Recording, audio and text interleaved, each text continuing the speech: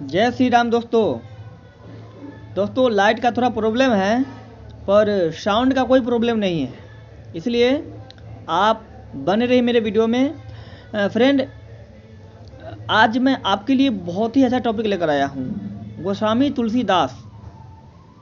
मैं आपको बता दूँ, मैं हिंदू हूँ, इस पे मुझे गर्व है और सारे हिंदुओं को गर्व होना चाहिए यदि उन्हें अपने धर्म से प्यार है तो। अगर नहीं है तो उसका अलग मतलब निकलता है।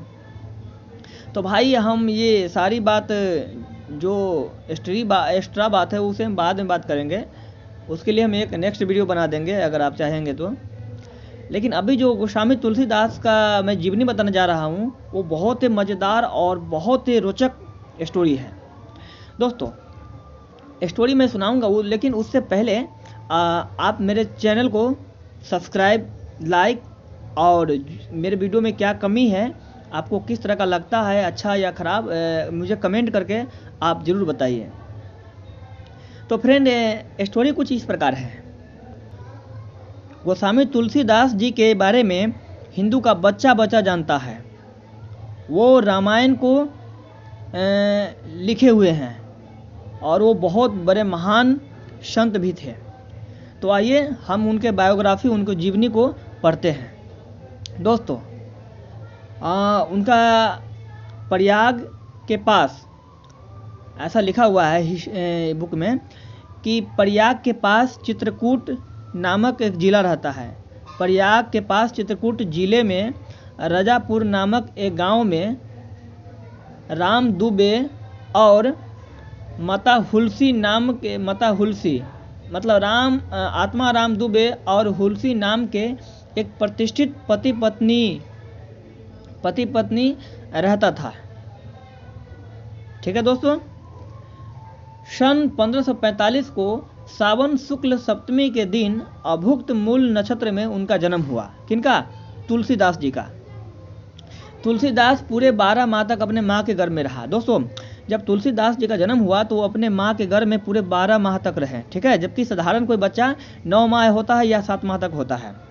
दोस्तों, जब तुलसीदास जी का जन्म हुआ तो उनके माता और पिता दोनों काफ़ी भयभीत हो गए, काफ़ी चिंतित हो गए कि इस तरह का बच्चा, मतलब ये वो लोग इनको मतलब ये समझे कि ये कोई काल है, मतलब उनको चिंता घिर ली।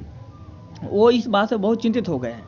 तो फिर जो तुलसीदास जी की जो माँ थी हुलसी देवी ने क्या कि अपने दासी चुनिया को उस तुलसीदास जी को दे दी। नवजात शिशु जो छोटा बच्चा था, उनको ये चुनिया को, अपने दासी को दे दी और कही कि आप मेरे ससुराल में इसको ले जाओ। तो वो चुनिया जो है वो ससुराल में, यानी कि उनके ननिहाल, उनके मतलब ये मतलब बाबा के घर है। ठीक है, दादाजी के घर है, उनको लेके आते हैं। किनको? तुलसीदास जी को। और कल होकर के वो जो तुलसीदास जी की जो माँ होती है हुलसी देवी, वो मर जाती है और इधर चुनिया ससुराल में लेकर आती है तुलसीदास जी को। जब तुलसीदास जी 5 साल के होते हैं तो इधर चुनिया भी मर जाती है। देखिए दोस्तों, ये स्टोरी कितनी रोचक है। अब तुलसीदास जी बिल्कुल अनाथ हो जाते हैं, इनके पीछे और इनके आगे कोई नहीं रहता है। जब तुलसीदास अनाथ हो गए तो वो कुछ दिन इधर उधर घूमे, इधर उधर भटके और इसके बाद सुनते हैं कि उनके ऊपर माँ पार्वती का कृपा हुआ। और माँ पार्वती की कृपा होने के बाद वह कुछ दिनों के लिए काशी में चले आए और काशी में आ करके वो 15 साल तक वहाँ उन्होंने 15 साल तक गुरु शेष सनातन जी के शरण में रहकर वेद और विद्या का गहरी अध्ययन किया। देखिए दोस्तों, उन्होंने 15 साल तक वेद और विद्या का अध्ययन किया। कहाँ रह करके? काशी में रह करके। सन 1583 में ज्येष्ठ शुक्ला 13 गुरुवार को भारत ध्वज कोट के एक सुंदरी कन्या से उनका विवाह हुआ। ठीक है दोस्तों, सन 1583 में उनका शादी हो गया, एक सुंदरी कन्या से उनका शादी हो गया।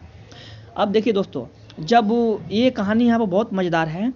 जब एक बार की बात है, तुलसीदास जी की पत्नी मायके जाती है, अपने नैहर जाती है, तो तुलसीदास जी भी उनके पीछे पीछे चल देते हैं और जैसे तुलसीदास जी अपने ससुराल पहुंचते हैं, उनको पत्नी तुलसीदास जी को देख करके काफ़ी गुस्सा आ जाती है, और गुस्सा होकर के वो तुलसीदास जी को अनरिस्पेक्टेड यानी कि धिकार ऐसे बोलती है, यानी कि जो एकदम जो होता है ना अनरिस्पेक्ट, यानी कि जो इसको इंसल्ट कहते हैं, बेइज्जती जिसको कहते हैं, उस तरीक़ा से बोलती है। और किस लिहाज में बोलती है मैं अभी आपको बता रहा हूँ। उनको पत्नी कहती है कि मेरे इस हार मांस के शरीर में जितनी तुम्हारी आसक्ति है, मेरे इस हार मांस के शरीर में जितनी तुम्हारी आसक्ति है, उससे आधे भी यदि भगवान में होती तो तुम्हारा बेड़ा पार हो गया होता।